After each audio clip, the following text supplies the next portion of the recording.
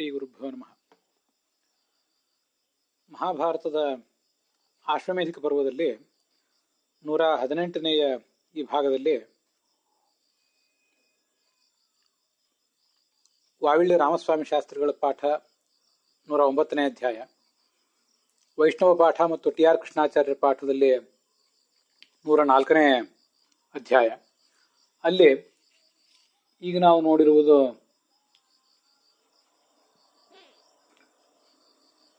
ಸುಮಾರು 35 ಅಥವಾ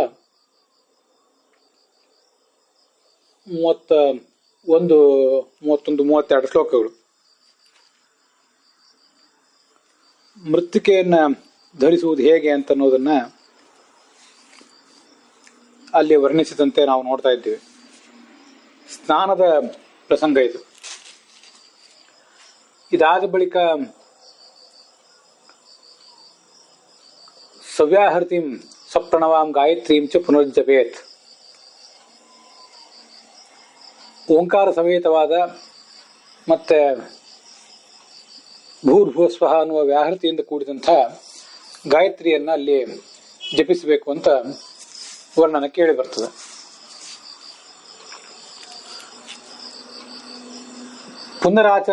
ಆಚಮನಂ ಕೃತ್ವ ಮದ್ಗತೇನ ಅಂತರಾತ್ಮನ. ಅದಾದ ಬಳಿಕ ಮತ್ತೊಂದು ಬಾರಿ ಆಚಮನ ಮಾಡಿ ನನ್ನಲ್ಲಿ ಅಂದ್ರೆ ಭಗವಂತನಲ್ಲಿ ಮನಸ್ಸನ್ನಿಟ್ಟು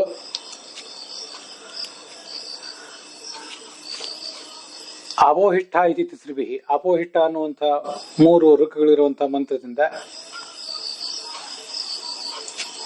ದರ್ಭಪೂತೇನ ವಾರಿಣ, ದರ್ಭದ ಸ್ಪರ್ಶದಿಂದ ಪವಿತ್ರಗೊಂಡಿರುವಂತಹ ನೀರಿನಿಂದ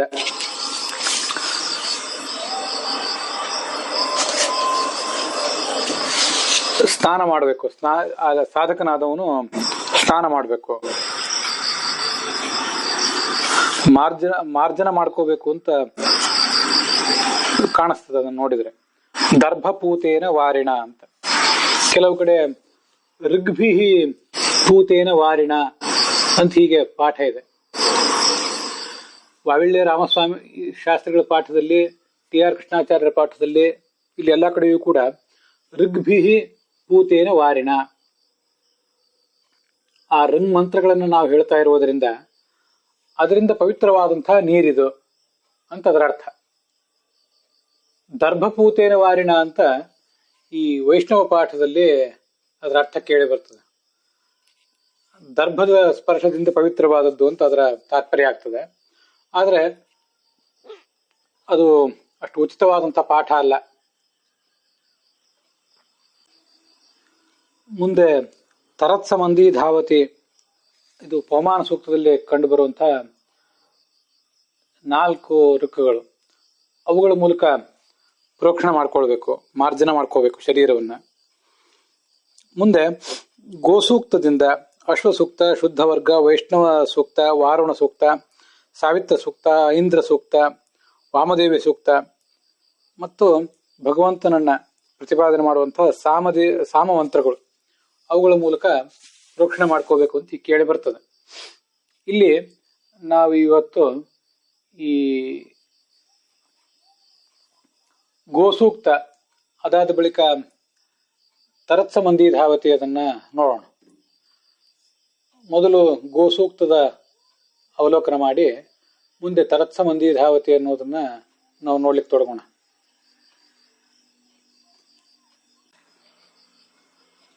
ಈ ಸೂಕ್ತ ಋಗ್ವೇದದಲ್ಲಿ 6ನೇ ಮಂಡಲದಲ್ಲಿ 28ನೇದ್ದು.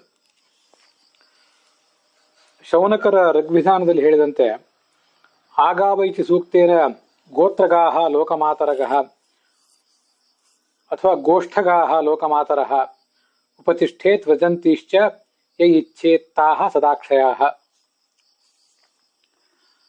ಜಗತ್ತಿನ ತಾಯಿಂದರಾದಂತಹ ಗೋವುಗಳನ್ನ ಆಗಾವಹ ಎಂಬ ಈ ಮಂತ್ರದಿಂದ ಸ್ತುತಿಸಬೇಕು. ಅವು ಕೊಟ್ಟಿಗೆಯಿಂದ ಹೊರಗೆ ಹೋಗುವಾಗ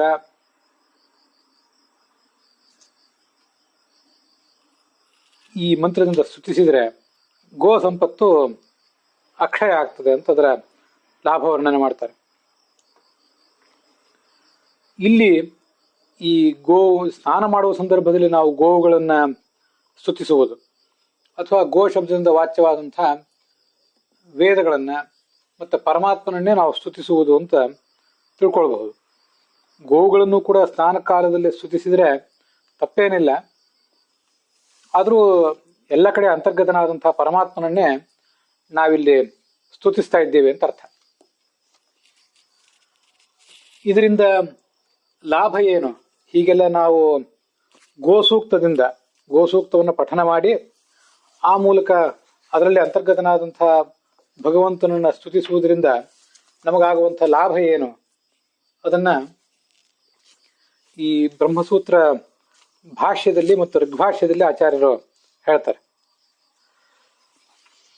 ಋಗ್ಭಾಷ್ಯದಲ್ಲಿ ಪೃಥಗ್ ರೂಪಾಣಿ ವಿಷ್ಣೋಸ್ತು ದೇವತಾಂತರ ಗಾಣಿತೋ ಅಜ್ಞಾದಿ ಶಬ್ದವಾಚ್ಯಾನಿ ನಾಮ್ನಾ ಸೂಕ್ತಾಭಿಧಾ ಭವೇತ್ ಅಂತ ಕೇಳಿ ಬರ್ತದೆ.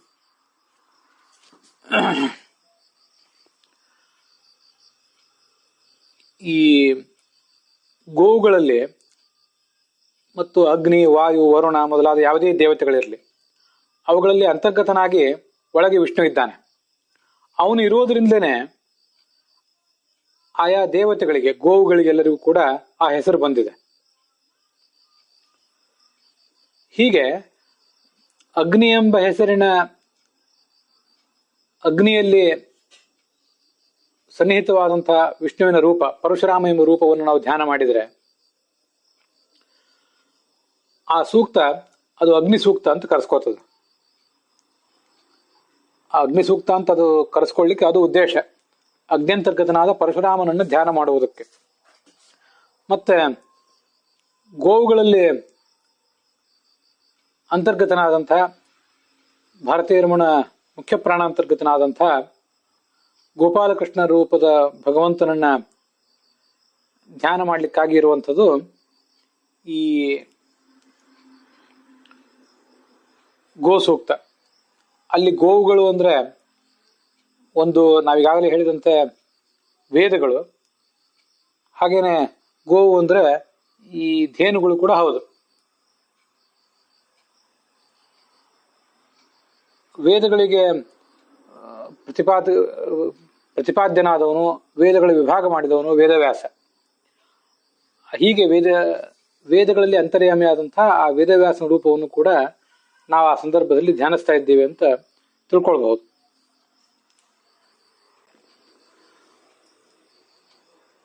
ಅಭಿವ್ಯಕ್ತಿಯ ರೀತಿ ಆಶ್ಮರಥ್ಯ ಅಂತ ಬ್ರಹ್ಮಸೂತ್ರ ಗ್ರಂಥದ ಮೊದಲನೇ ಅಧ್ಯಾಯದ 2ನೇ ಪಾದದ 29ನೇ ಸೂಕ್ತ. ತತ್ರ ತತ್ರ ಪ್ರಸಿದ್ಧಾವಪಿ ಅಜ್ಞಾದಿಷು ಬ್ರಹ್ಮಣ ಅಭಿವ್ಯಕ್ತೇ ಅಜ್ಞಾದಿ ಸೂಕ್ತ ನಿಯಮ ಇತ್ಯಾಶ್ಮರಥ್ಯ. ಅಗ್ನಿಸೂಕ್ತ, ವಾಯುಸೂಕ್ತ, ಗೋಸೂಕ್ತ ಇತ್ಯಾದಿ ಎಲ್ಲ ಕಡೆನೂ ಕೂಡ ವಿಷ್ಣುವೇ ಪ್ರತಿಪಾದ್ಯ. ಆದರೆ ಅಗ್ನಿಸೂಕ್ತವನ್ನ, ವಾಯುಸೂಕ್ತವನ್ನ, ಗೋಸೂಕ್ತವನ್ನ ನಾವು ಉಪಾಸಿಸಿದರೆ ಅಗ್ನಿ, ವಾಯು, ಗೋವುಗಳಲ್ಲಿ ಆ ಭಗವಂತ ಅಭಿವ್ಯಕ್ತನಾಗ್ತಾನೆ. ಆದ್ರಿಂದ ಆ ಸೂಕ್ತಕ್ಕೆ ಅಗ್ನಿಸೂಕ್ತ, ವಾಯುಸೂಕ್ತ ಅಂತ ಹೀಗೆ ಹೆಸರಿದೆ ಅಂತ ಆಶ್ಮರಥ್ಯ ಅನ್ನೋ ಆಚಾರ್ಯರು ವರ್ಣನೆ ಮಾಡ್ತಾರೆ. ಅನುಸ್ಮೃತಿಯ ರೀತಿ ಬಾದರಿಹಿ ತತ್ರ ತತ್ರ ಉಕ್ತಸ್ಯ ವಿಷ್ಣೋ ಅಜ್ಞಾದಿಷು ಅನುಸ್ಮರ್ಯಮಾಣತ್ವಾತ್ ತತ್ತನ್ನಿಯಮ ಇತಿ ಬಾದರಿಹಿ. ಆಯಾ ಸೂಕ್ತಗಳಲ್ಲಿ ಏನು ಗುಣಗಳನ್ನು ವರ್ಣನೆ ಮಾಡಿರ್ತಾರೆ ಆ ಗುಣಗಳಿಂದ ವಿಶಿಷ್ಟನಾದಂತಹ ವಿಷ್ಣುವನ್ನ ಅಗ್ನಿ, ವಾಯು, ಗೋವು ಮೊದಲಾದ ಅಧಿಷ್ಠಾನಗಳಲ್ಲಿ ನಾವು ಚಿಂತನೆ ಮಾಡಬೇಕಾಗ್ತದೆ. ಆದ್ರಿಂದ ಅದನ್ನ ಅಗ್ನಿ ಸೂಕ್ತ, ವಾಯು ಸೂಕ್ತ, ಗೋ ಸೂಕ್ತ ಅಂತ ಹೇಳ್ತಾರೆ. ಆಶ್ಮರಥ್ಯ ಅಂತೇನು ಹಿಂದಿನ ಸೂತ್ರ ಬಂತು, ಅದರ ತಾತ್ಪರ್ಯ ಮತ್ತು ಈ ಸೂತ್ರದ ತಾತ್ಪರ್ಯ ಸ್ವಲ್ಪ ಸಮಾನವಾಗಿದೆ, ಆದರೆ ವ್ಯತ್ಯಾಸವೂ ಇದೆ. ಅಗ್ನಿ ಸೂಕ್ತವನ್ನು ಉಪಾಸನೆ ಮಾಡುವವರಿಗೆ ಅಗ್ನಿಯಲ್ಲೇ ಪರಮಾತ್ಮ ಕಾಣಿಸಿಕೊಳ್ತಾನೆ, ಅಭಿವ್ಯಕ್ತನಾಗ್ತಾನೆ ಅಂತ ಹಿಂದಿನ ಸೂತ್ರದ ಅಭಿಪ್ರಾಯ. ಆ ಸೂತ್ರಕ್ಕನುಸಾರವಾಗಿ ಅಗ್ನಿ ಸೂಕ್ತದಲ್ಲಿ ಹೇಳಿದಂತಹ ಗುಣಗಳಿಂದ ಆ ಸೂಕ್ತ ಹಿಂದಿನ ಸೂತ್ರ ಅಲ್ಲ, ಈಗ ನಾವು ನೋಡ್ತಿರುವಂತಹ ಅನುಸ್ಮೃತಿ ಬಾದರಿಹಿ ಅನ್ನೋ ಸೂತ್ರಕ್ಕನುಸಾರವಾಗಿ ಏನು ತಾತ್ಪರ್ಯ? ಅಗ್ನಿ ಸೂಕ್ತದಲ್ಲಿ ಏನು ಗುಣಗಳನ್ನು ವರ್ಣನೆ ಮಾಡಿರ್ತಾರೆ ಆ ಗುಣಗಳಿಂದ ಭಗವಂತ ವಿಶಿಷ್ಟ ಅಂತ ಉಪಾಸನೆ ಮಾಡುವಾಗ ಅಗ್ನಿಯ ಮಾಧ್ಯಮದಲ್ಲಿ, ಅಗ್ನಿಯ ಪ್ರತೀಕದಲ್ಲೇ ಉಪಾಸನೆ ಮಾಡಬೇಕು. ಹಾಗೆ ಗೋ ಸೂಕ್ತದಲ್ಲಿ ಏನು ಗುಣಗಳನ್ನ ವರ್ಣನೆ ಮಾಡ್ತಾರೆ. ನಾವು ಮುಂದೆ ಅದನ್ನೇ ನೋಡುವವರಿದ್ದೇವೆ. ಆ ಗುಣಗಳಿಂದ ವಿಶಿಷ್ಟನಾದವನು ವಿಷ್ಣು ಅಂತ ನಾವು ಉಪಾಸನೆ ಮಾಡುವಾಗ ಗೋವಿನ ಪ್ರತೀಕದಲ್ಲಿ ಉಪಾಸನೆ ಮಾಡಬೇಕು. ಬ್ರಾಹ್ಮಣಿ ಗವಿಹಸ್ತಿನಿ ಶುನಿಚೈವ ಸ್ವಪಾಕೇಚ ಪಂಡಿತಾ ಸಮದರ್ಶಿನಃ ಅಂತ ಹೇಳುವುದು ಅದಕ್ಕಾಗಿ. ಗೋವಿನ ಗುಣಗಳಿಂದ ವಿಶಿಷ್ಟನಾದ ವಿಷ್ಣುವನ್ನು ಉಪಾಸನೆ ಮಾಡುವಾಗ ಆ ಗೋವೆಂಬ ವಿಗ್ರಹದಲ್ಲೇ, ಗೋವೆಂಬ ಪ್ರತೀಕದಲ್ಲಿ ಆರಾಧನೆ ಮಾಡಬೇಕೇ ಹೊರತು ಅಗ್ನಿ ಮತ್ತು ವಾಯು ಪ್ರತೀಕದಲ್ಲಿ ಆರಾಧನೆ ಮಾಡಬಾರದು ಅಂತ ಹೀಗದರ ತಾತ್ಪರ್ಯ. ಸಂಪತ್ತೇರಿತಿ ಜೈಮಿನಿ ತಥಾಹಿ ದರ್ಶಯತಿ ಅಂತ ಮುಂದಿನ ಸೂತ್ರ, 31ನೇ ಸೂತ್ರ.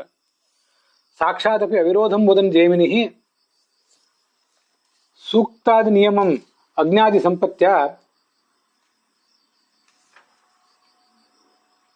ಅಜ್ಞಾದಿ ಸಂಪ್ರಾಪ್ತ್ಯ ಮನ್ಯತೆ ಅಂತ ಮುಂದಿನ ಸೂತ್ರ.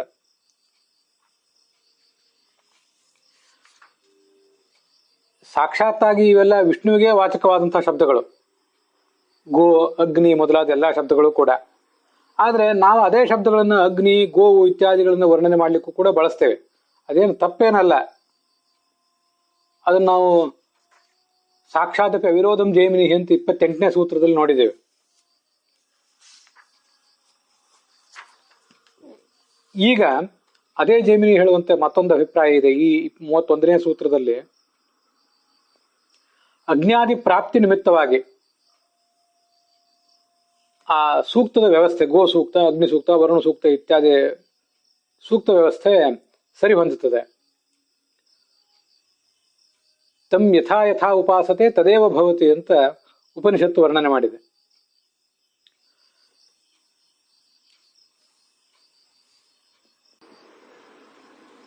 ಅಗ್ನಿ ಸೂಕ್ತದಿಂದ ಭಗವಂತನನ್ನ ಉಪಾಸನೆ ಮಾಡಿದರೆ ಅಗ್ನಿ ಪ್ರಾಪ್ತಿ ಆಗ್ತದೆ.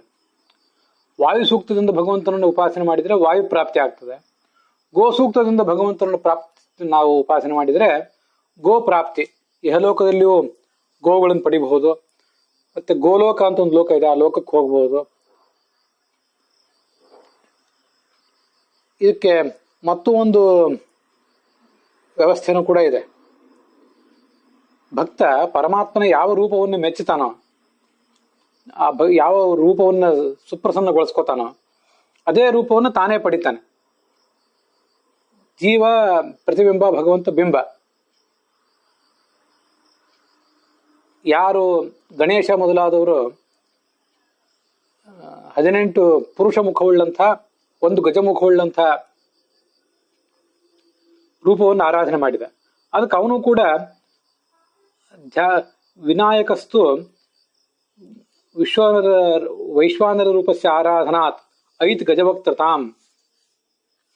ಗಜಮುಖದ ಭಗವಂತನನ್ನು ಆರಾಧನೆ ಮಾಡಿ ತಾನೂ ಗಜಮುಖನಾದ ಅಂತ ಉಪನಿಷತ್ ಭಾಷ್ಯದಲ್ಲಿ ಹೇಳ್ತಾರೆ.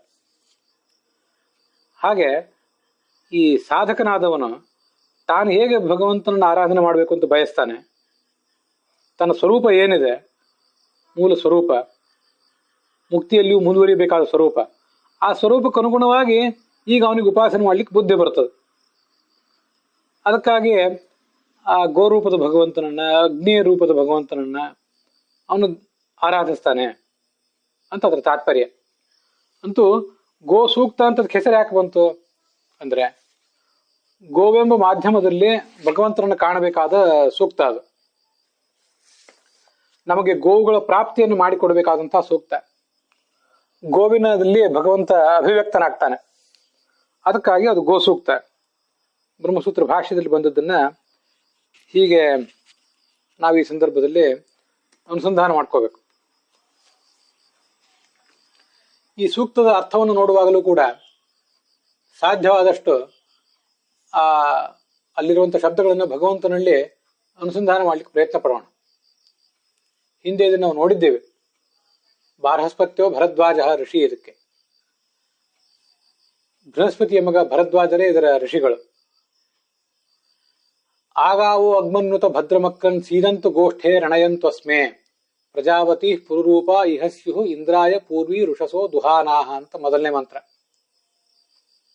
ಸಾಯಣಾಚಾರ್ಯರು ಏನು ವ್ಯಾಖ್ಯಾನ ಮಾಡಿದ್ದಾರೆ ಅದನ್ನು ಅನುಸರಿಸಿ ಅದನ್ನ ಆಚಾರ್ಯರು ಏನು ಸಿದ್ಧಾಂತ ಹೇಳಿದ್ದಾರೆ, ಭಗವಂತನೇ ಎಲ್ಲ ಕಡೆ ಪ್ರತಿಪಾದ್ಯ ಅಂತ, ಅದನ್ನ ತೋರಿಸುವಂಥ ಒಂದು ಪ್ರಯತ್ನವನ್ನ ಈಗ ಮಾಡ್ತೇನೆ.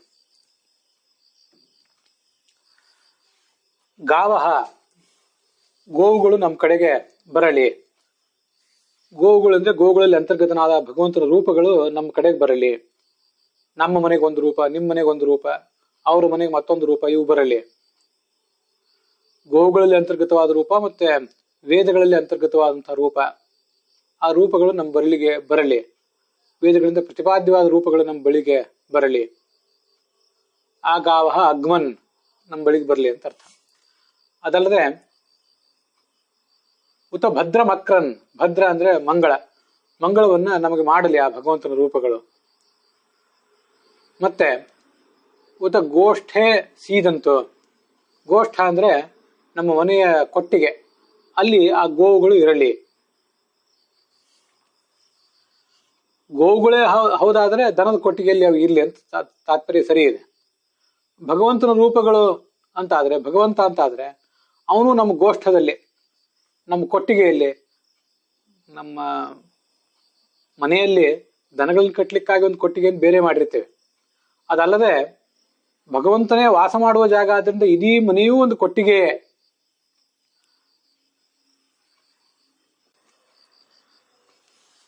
ಇದೇ ದೃಷ್ಟಿಕೋನವನ್ನ ರುದ್ರಾಧ್ಯಾಯದ 9ನೇ ಅನುವಾಕ, ನಮ ಇರಿಣ್ಯಾಯ ಚ ಪ್ರಪಥ್ಯಾಯ ಚ ಅಂತ ಪ್ರಾರಂಭ ಆಗುವ ಅನುವಾಕ, ಅಲ್ಲಿ 4ನೇ ಮಂತ್ರ ಇದೆ, ನಮೋ ಗೋಷ್ಠ್ಯಾಯ ಚ ಗೃಹ್ಯಾಯ ಚ ಅಂತ. ಗೋಷ್ಠ ಅಂದ್ರೆ ಕೊಟ್ಟಿಗೆ, ಆ ಕೊಟ್ಟಿಗೆಯಲ್ಲಿರುವಂತಹ ಭಗವಂತನ ರೂಪಕ್ಕೆ ನಮಸ್ಕಾರ. ಗೃಹ್ಯಾಯ, ಮನೆಯಲ್ಲಿರುವಂತಹ ಭಗವಂತನ ರೂಪಕ್ಕೆ ನಮಸ್ಕಾರ.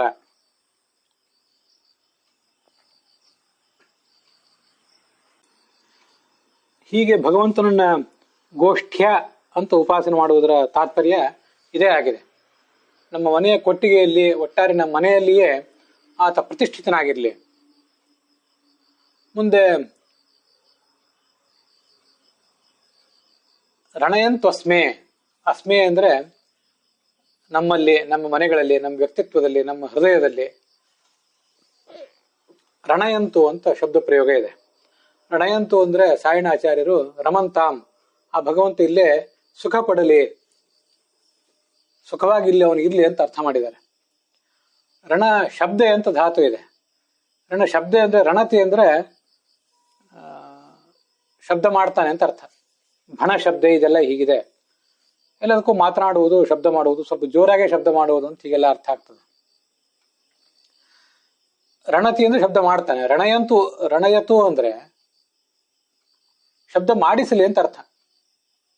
ನಮ್ಮಲ್ಲಿಯೂ, ನಮ್ಮ ವ್ಯಕ್ತಿತ್ವದಲ್ಲಿಯೂ ಆ ವೇದದ ನಾದ, ಶಾಸ್ತ್ರಗಳ ನಾದ ಉಂಟಾಗುವಂತ ಭಗವಂತ ಮಾಡಲಿ ಅಂತ ಅದರ ತಾತ್ಪರ್ಯ ಆಗ್ತದೆ. ನಮ್ಮಿಂದ ಶಬ್ದಗಳನ್ನ ಆತ ನುಡಿಸಲಿ. ಛಾಂದೋಗ್ಯ ಉಪನಿಷತ್ತಿನಲ್ಲಿ 2ನೇ ಅಧ್ಯಾಯದಲ್ಲಿ ಸಾಮಗಾನದ ಧ್ವನಿ ಪ್ರಭೇದಗಳು ಅಂತ ವರ್ಣನೆ ಮಾಡ್ತಾರೆ. ವಿನರ್ಧಿ ಸಾಮ್ನೋ ವೃಣೆ ಪಶವ್ಯಮಿತ್ಯಗ್ನೇರ್ ಉದ್ಗೀತ ಅನಿರುಕ್ತ ಪ್ರಜಾಪತೆ ನಿರುಕ್ತ ಸೋಮಸ್ಯ ಮೃದು ಶ್ಲಕ್ಷ್ಣಂ ವಾಯೋ ಶ್ಲಕ್ಷ್ಣಂ ಬಲವದಿಂದ್ರಸ್ಯ ಕ್ರೌಂಚಂ ಬೃಹಸ್ಪತೆ ಅಂತ ಹೀಗೆಲ್ಲ ಸುದೀರ್ಘವಾದಂಥ ವರ್ಣನ ಆ ಉಪನಿಷತ್ತುಗಳಲ್ಲಿ ಕೇಳಿ ಬರ್ತದೆ. ಈ ಭಗವಂತನ ಮೇಘಧ್ವನಿಗೆ ಸಮಾನವಾದ ಧ್ವನಿ ಅಥವಾ ವೃಷಭ ಧ್ವನಿಗೆ ಸಮಾನವಾದಂತಹ ಧ್ವನಿ, ಅಂತಹ ಸಾಮಗಾನವನ್ನು ನಾನು ಕೂಡ ಮಾಡ್ಲಿಕ್ಕೆ ಬಯಸ್ತೇನೆ. ಒಂದು ಆ ಉಪನಿಷತ್ತಿನ ಭಾಷ್ಯದಲ್ಲಿ ಹೀಗೆ ವರ್ಣನೆ ಮಾಡ್ತಾರೆ. ವಿನರ್ಧಿ ವೃಷಭ ಸ್ವರವತ್ ಸ್ವನ ಮೇಘ ನರ್ದನವದ್ವಾ ವಿಷ್ಣು ಸ್ವರೋ ವೃಷಭವನ್ ಮೇಘ ನಾದವದೇವವಾ. ಛಾಂದೋಗ್ಯ ಭಾಷ್ಯ ಇದು. ಆ ಭಗವಂತನ ಗಾನ ಪ್ರಕಾರ, ಆ ಭಗವಂತನ ಧ್ವನಿ ಹೇಗಿರ್ತದೆ? ಎತ್ತಿನ ಸ್ವರದಂತೆ ಇರ್ತದಂತೆ, ಅಥವಾ ಮೋಡದ ಧ್ವನಿಯಂತೆ ಇರ್ತದೆ ಅಂತ ಅಲ್ಲಿ ವರ್ಣನೆ ಮಾಡಿದ್ದಾರೆ. ಇಲ್ಲಿ ರಣಯಂತು ನಮ್ಮಿಂದ ಶಬ್ದ ಮಾಡಿಸಲಿ ಅಂತ ಬಂತಲ್ಲ, ತಾನು ಶಬ್ದ ಮಾಡಬೇಕು, ಮುಂದೆ ನಮ್ಮಿಂದ ಮಾಡಿಸ್ಬೇಕು. ಅದು ಇರೋ ತಾತ್ಪರ್ಯ ಅಲ್ಲಿ. ಭಗವಂತ ಮಾಡದೆ ಹೋದರೆ ನಾವೇನು ಸ್ವರ ಹೊರಡಿಸ್ಲಿಕ್ಕೆ ಸಾಧ್ಯ? ಆದ್ರಿಂದ ಅವನು ಛಾಂದೋಗ್ಯ ಉಪನಿಷತ್ನಲ್ಲಿ ಹೇಳಿದಂತೆ ವೃಷಭದಂತೆ ಗಂಭೀರವಾದ ಧ್ವನಿಯನ್ನು ಮಾಡಲಿ, ನಮ್ಮಿಂದಲೂ ಕೂಡ ಮಾಡಿಸಲಿ ಅಂತ ಈ ಗೋಸೂಕ್ತದಿಂದ ನಾವು ಆತನನ್ನ ಉಪಾಸಿಸಬೇಕು. ಭಗವಂತ ಸರ್ವರೂಪನಾದ್ದರಿಂದ ಅವನಿಗೆ ಗೋವಿನ ರೂಪ, ವೃಷಭ ರೂಪ ಇದ್ದೇ ಇದೆ. ಇದಲ್ಲದೆ ಛಾಂದೋಗ್ಯ ಉಪನಿಷತ್ತಿನ 4ನೇ ಅಧ್ಯಾಯದಲ್ಲಿ ವೃಷಭ ರೂಪದ ವಾಯುದೇವ ವಾಸುದೇವ ರೂಪವನ್ನ ವರ್ಣನೆ ಮಾಡಿದ್ದು ಹೀಗೆ ಕಂಡು ಬರ್ತದೆ. ಸತ್ಯಕಾಮ ಅನ್ನುವಂಥ ಶಿಷ್ಯನಿಗೆ ಅತಹೈನಂ ವೃಷಭ ಅಭ್ಯುವಾದ ಸತ್ಯಕಾಮ ಇತಿ. ಆಗ ಆ ವಾಯುದೇವ ಆ ಸತ್ಯಕಾಮನಿಗೆ ಪರಬ್ರಹ್ಮನ ವಾಸುದೇವ ಅನ್ನುವಂಥ 4ನೇ ರೂಪವನ್ನ ಉಪದೇಶಿಸ್ತೇನೆ ಅಂತ ಹೇಳಿದ್ರಂತೆ. ಬ್ರಹ್ಮಣಶ್ಚತೆ ಪಾದಂ ಬ್ರವಾಣಿ ಇತಿ ಅಂತ. ಹೀಗೆ ಸೂಕ್ತದಿಂದ ಗೋವುಗಳು ವಾಚ್ಯ, ಗೋ ಅಂದ್ರೆ ವೃಷಭ ರೂಪದ ವಾಯುದೇವ ವಾಚ್ಯ, ಗೋ ಅಂದ್ರೆ ಪರಮಾತ್ಮನು ಕೂಡ ಅಲ್ಲಿ ವಾಚ್ಯನಾಗಿದ್ದಾನೆ. ಈಗ ನಾವು ಅನುಸಂಧಾನ ಮಾಡ್ಕೊಳ್ಬೇಕು. ರಣಯತು, ಹೀಗೆ ಆ ವಾಯು ಮತ್ತೆ ಹರಿ ಇಬ್ಬರು ಕೂಡ ನಮ್ಮಿಂದ ಆ ಶಬ್ದವನ್ನು ಮಾಡಿಸಲಿ, ವೇದದ ನಾದವನ್ನು ಮಾಡಿಸಲಿ ಅಂತ ಅದರ ತಾತ್ಪರ್ಯ.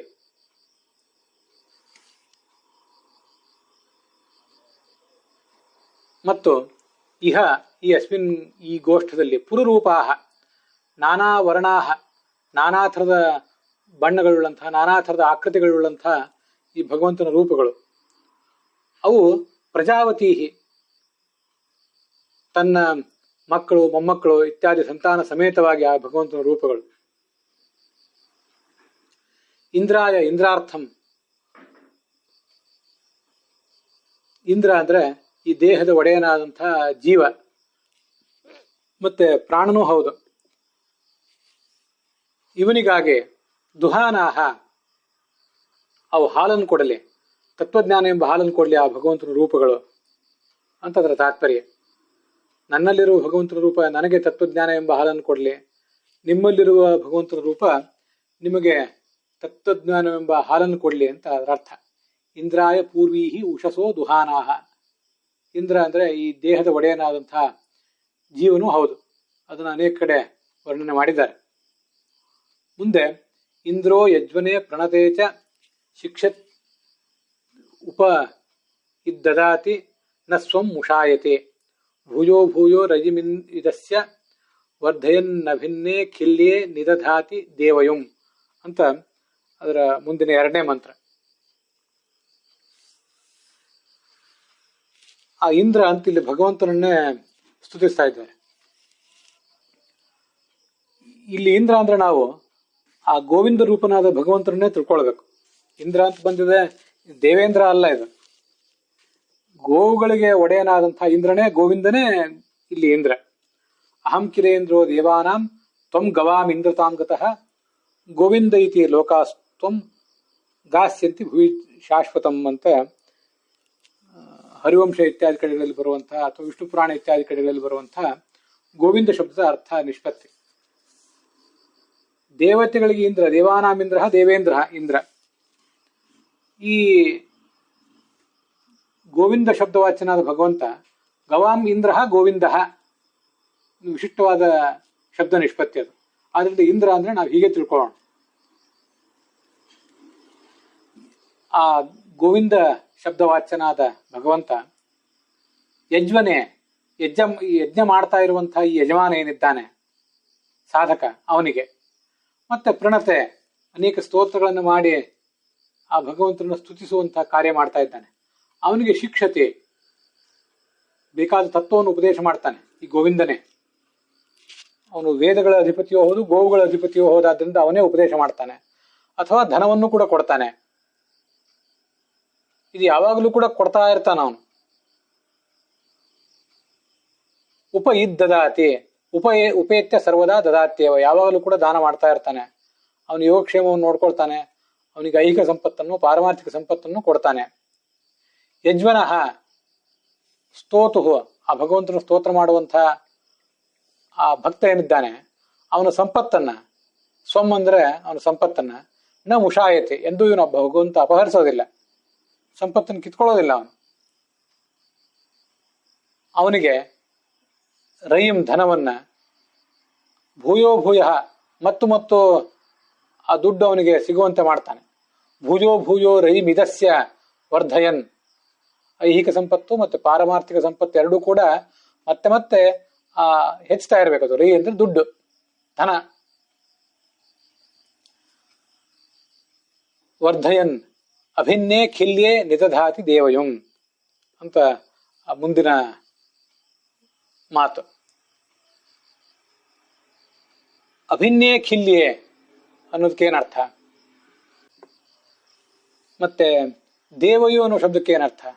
ದೇವಯು ಅಂದ್ರೆ ಆ ಭಗವಂತನನ್ನೇ ಹೊಂದಲಿಕ್ಕೆ ಬಯಸುವಂಥ ಸಾಧಕ, ಅವನೇ ದೇವಯು. ಅಂಥ ಸಾಧಕನಾದ ವ್ಯಕ್ತಿಯನ್ನ ಅಭಿನ್ನೇ, ದುಷ್ಟಶಕ್ತಿಗಳು ಎಂದೂ ಭೇದಿಸಲಾಗದಂಥ ಅಪ್ರತಿಹತವಾದ ಸ್ಥಾನ, ಅದೇ ಖಿಲ್ಯ. ಖಿಲ್ಯ ಅಂದ್ರೆ ಅಪ್ರತಿಹತವಾದ, ಯಾವುದೇ ಬಾಧೆಗೀಡಾಗದ, ಪ್ರಾಕೃತ ದೋಷಗಳಿಲ್ಲದ, ಅಭಿನ್ನ ದುಷ್ಟಶಕ್ತಿಗಳ ದಾಳಿ ಇಲ್ಲದ ಸ್ಥಳ ಅಂದ್ರೆ ಮುಕ್ತಿ. ಅಲ್ಲಿ ನಿದಧಾತಿ ಇಡ್ತಾನೆ. ಆ ಮುಕ್ತಿಯಲ್ಲಿ ಇಟ್ಟು ಆ ಜೀವನನ್ನ ಭಗವಂತ ಸಂತೋಷ ಪಡಿಸ್ತಾನೆ ಅಂತ ಅದರ ತಾತ್ಪರ್ಯ. ಹೀಗಿವತ್ತು 2 ಮಂತ್ರಗಳನ್ನ ಈ ಗೋ ಸೂಕ್ತಕ್ಕೆ ಸಂಬಂಧಪಟ್ಟಂತೆ ನೋಡಿದ್ದೀವಿ. ಇದರ ಮುಂದಿನ ಮಂತ್ರಗಳನ್ನ ನಾಳೆ ದಿವಸ ನೋಡೋಣ. ಇಲ್ಲಿಗೆ ಈ ಭಾಗ ಸಮಾಪ್ತವಾಗಿದೆ.